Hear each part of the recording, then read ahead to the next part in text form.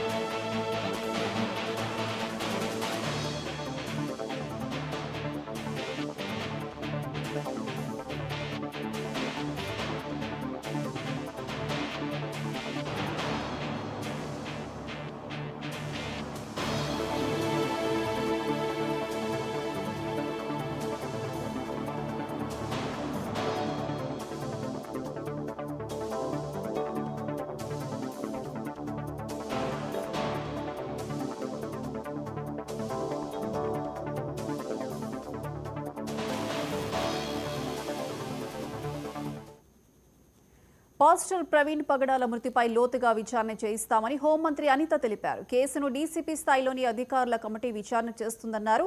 ఆయన మృతిని రోడ్డు ప్రమాదం అనే కోణంలోనే పరిగణించడం లేదని, అన్ని కోణాల్లో దర్యాప్తు జరుగుతుందని చెప్పారు. అనుమానాస్పద మృతిగా ఎఫ్ఐఆర్ నమోదైందని, ఘటనా స్థలం దగ్గర కాల్ డేటా సేకరిస్తున్నట్లు వివరించారు. మతపరమైన విద్వేషాలు రగిలేలా ఎవరూ వ్యవహరించవద్దని కోరారు.